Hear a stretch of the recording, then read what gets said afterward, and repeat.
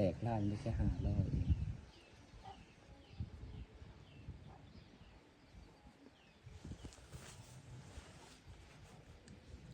ไปยิงแทงและเสือมาได้หนาคนแต่ก็คนยังขึ้นคือเก่าต้องหลายเถื่อ มีการลกนงลกหนวดลกคนนะเด้อบ้านนี้บางทีสิออกล่าแล้วเนาะมือนี้เนาะลกหนวดไปเลย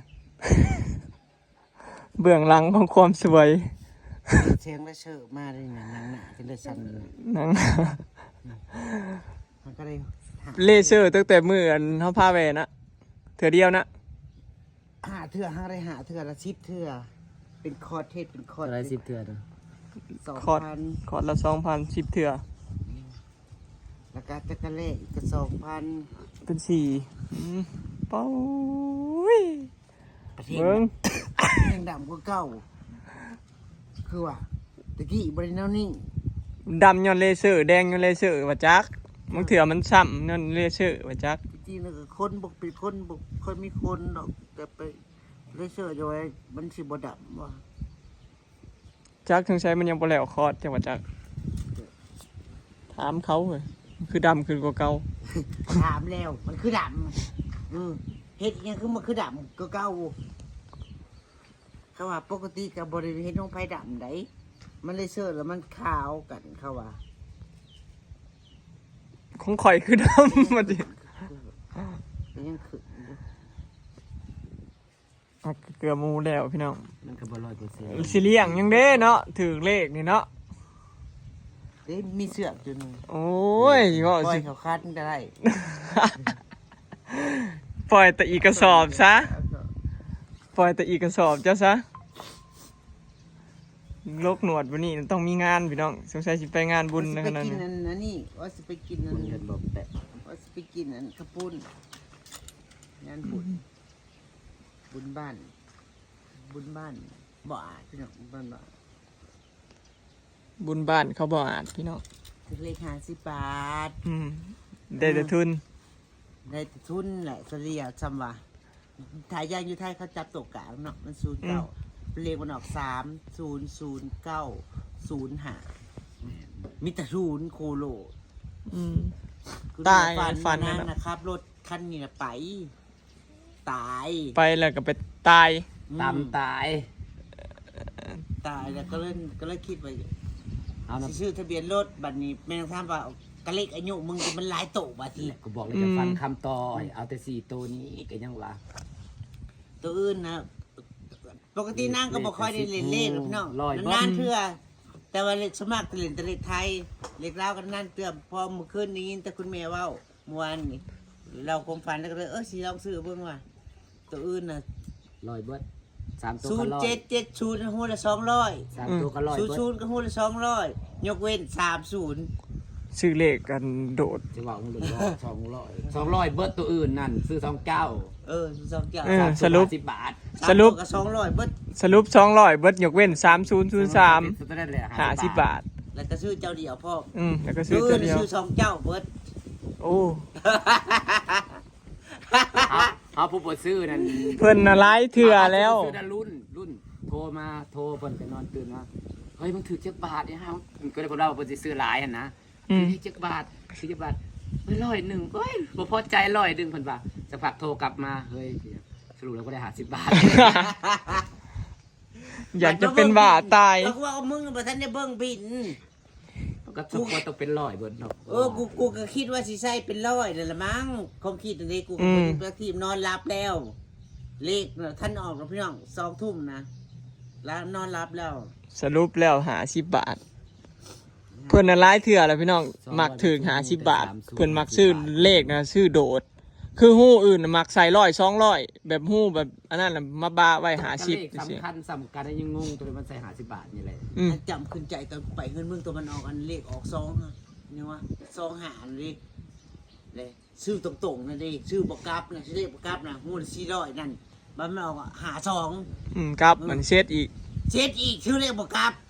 น้ำลายได้ นั่นแล้วมันสิเป็นอันนั้นน่ะ มัน บ่อันนี้มันเป็นเลขความฝันน่ะสิใส่ฮู้ละ100เบิดสุโต มันก็สุกว่าสิ100บ่ได้มัน เลขตั้งหลายหูบัดสิมาหา10แค่30แล้วยังงงอยู่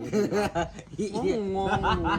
มันนั่งงงกับบินมันอยู่ ประชามตัวก็ยังใส่หุ้นละร้อยเนาะ มาสามโตปัจจัยหุ้นละร้อยชูเจ๊ใส่หุ้นละร้อยแล้วก็เจ๊ชูกับหุ้นร้อยเจ๊ชูเจ๊กับหุ้นละร้อย บัตรมาเสือ30ตัวเดียว ชูนย์ก็ออกยากกันร้อยเบิด 00ออกยากผัดชื่อร้อย ซึ่งบินไม่เบิ่งมันจะเลือดมันคือชื่อเลขแบบนี้ โอ้ งงเด้ เห็นเป็นตะหัวค่ะซาเห็นเขาซื้อเลขมาแต่เถื่อเขาก็บอกเคยสิซื้อโดดขามแบบนี้ แค่ นะพี่ สอ น้อง ง ตัวนั่นมันก็ใส่กับแล้วกับเลข สไลด์เนี่ยขามมีแต่100กับ200อันนี้ผัดจาก200ลงมาซื้อ50 บาท สรุป เนี่ย แล้วเฉลี่ยแล้วเลขแต่ละตัวแล้วเพิ่นซื้อนั่นคือ200 บาทเบิด 200 บาท แต่ เบิด ว่า30นะ50 บาท 50 บาทตัวเดียวนะโอ้ งงยังว่าจะไปนั่งงง ข้ออยาก มันจะเบิดคืน ตาน้อย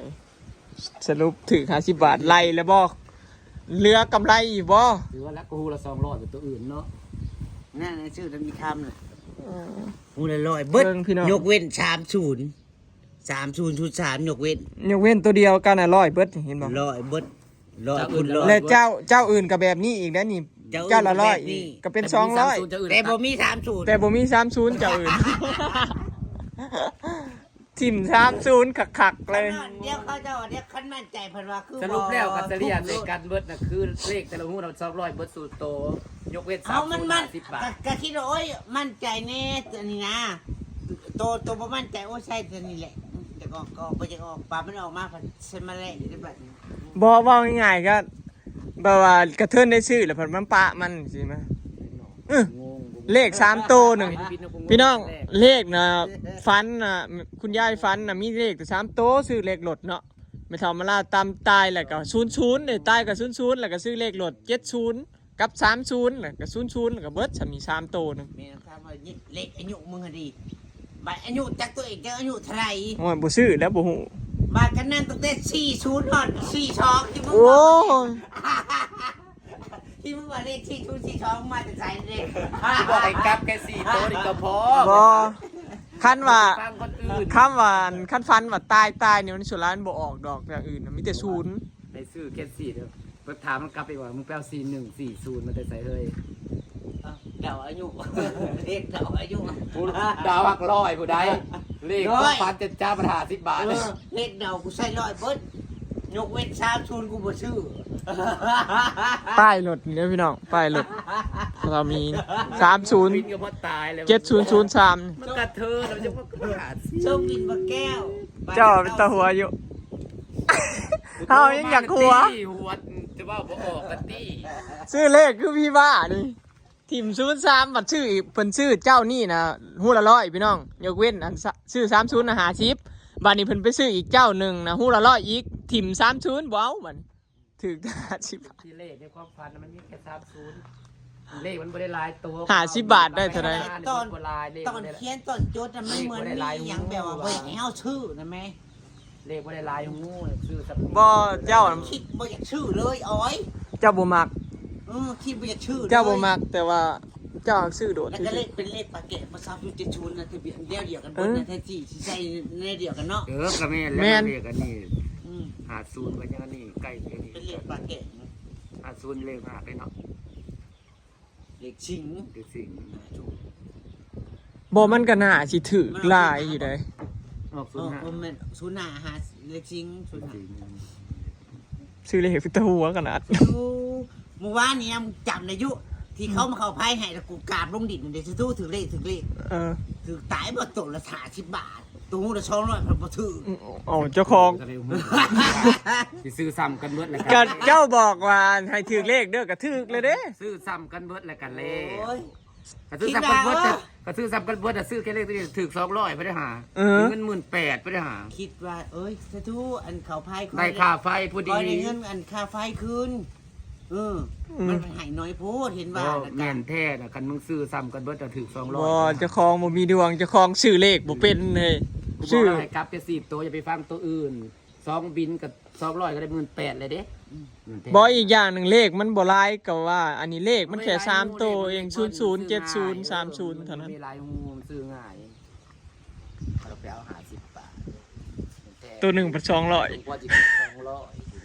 200 เลขนะชื่อแต่ละนี่ห้อยคำนะยกเว้นแต่30ใส่50 บาท อืม ตื่นร้อย แม่นแท้น่ะใส่หุ้นละ100เบิดเลย แล้วก็ส่ง ซื้อกระ แก้ ซับนี่ซื้อคือบินแรกส่งให้อีกคำนู้นละร้อย อืม สำนั่นละก็อีกบิน2กระทรวงแก้วก็บิน90 บาท อืม สบาย18,000 บ่ดวงเฮาบ่ค่อยขึ้นฮอด200ดอก เคยถืออยู่ เคยถือได้เลขลาวตอนนั้นแต่ใด แม่น แล้วก็200ถือเลขลาวนะ แต่ว่าส่งบิน อย่างไรก็ร้อย ส่งบินเดียวนะ4แม่ อืม เลยจะถือ4แม่ ได้ถึก4 บ้านนี้ส่งบินเดียวแต่ยกเว้น30 อืม ส่งแต่ว่าส่ง2แม่หุ้นละ100บ่ตื่นยกเว้น30 ว่าเป็นโซนไอ้แก้ว50 บาทเลยเรียกว่า บ่ชื่อ ตัวอีกเด้บ่ชื่อหยังวะ นี่คือยังมาปิดบังนี่แหละ มีบุญแต่กรรมบังบ่ ได้คิดเลย มีบุญแต่กรรมบัง แค่กระส่งซ้ำบินซองบินเนาะก็ต้องกินมาบินตัวคำส่งแล้วก็ได้เลยนี่แต่แท้ก็ซื้อซ้ำกันเบิดแท้สมควรซื้อซ้ำกันถือ200บ่ได้18,000 แต่มันก็ยังดีจังว่าซื้อไปมันยังได้ทุนคืนเด้ ยังเข้ามาส่ง คน ดี นั่งพังเต็มกับบ่มีผู้ได้ชื่อน้ำคุณแม่พี่น้องมีไปชื่อเลยแม่สร้างก็บ่ได้ชื่อ สรุปถือ50 บาท ก็ตามคือ แทบสิบ่ได้ทุนพี่น้อง คือ50 บาท50 บาท50 บาทกันบาทละ80พี่น้องแต่ส่งบักแก้วนะบาทละ90 สรุป ไม่เท่า ไผไอ้นี่นะ ไม่เท่าไม่ช่องไม่เท่า ออกมาเล่นบ่ เอา นั่นน่ะนะมึงอุ้มตัวเดียวล่ะมึงเอาก็บ่ได้ บ่จื้อแล้วบ่มาจักเทื่อ มึงเอาก็บ่ได้ ไผ ลิดออกมาเล่นหน้าพี่น้องมื้อนี้อากาศร้อนดี อาลิ อากาศ เนาะ ดี ไปได้ปะรับการสั่ง บ่ไปบ่จะยังเข้าตาบ่ลมเป่าตาบ่ ไม่เรียกปตะบอก ลมเป่า ติดแก้มันเป็ดอีหยังบุ ตุ๊กตาเนาะแก้มคือแดงเลยขูดปะ จาก เงินเหล็กเจ้าของขูดตัวนี้ มันเล่นมันแซงสามแจนพี่แป๋วคิวจะคิวอะไรหรือเปล่าแหงเจ้าอะไรจะฟังคน งูใช่ หัวงามเด้อ ทำไมสบู่ดูขาสบู่บ้านใช่ เคยนอนหงายเทื่อเลย หัวงามเลย มันจะนอนตะแคง ให้ไปหาทายชุดค่ะ แนมเห็นแต่ตาลิดตาดำเอาไปดูไปน้ำป่าไปป่าพลาไป หัวงาม ถ้ามันไม่โตยังเล่นหอบแล้วแถวที่ไปงานแถวเมือง มาไหนจะหาพอมัน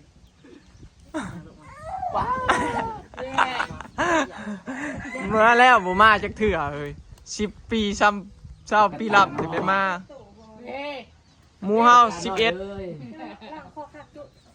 คือว่าตอนออกมาคือดังหลายอยู่ลูก กวดคักอยู่นะ ตอนนี้ดังไปแซ่แล้วแบบนี้ อยู่มันกดจุดตัวนี้เห็นอะไรเมย์เห็นอะไรเมย์ต้องอะไรเมย์เด้อ เนี่ยมันเอื่อย สรุปวันนี้อลิสออกมาเล่นนะพี่น้องเนาะคลิปนี้ก็สิขอเก็บภาพบรรยากาศไว้สำนีเด้อเนาะไปแล้ว สบายดีทุจ้า หลายอยู่ ทุจ้าอาทุจ้าอาทุจ้ายังแนมยังอึ่งอายิ้มหน่อยติ ไงเป็นสาวเราคือดังเสียลูกคือตอนแรกเราคือ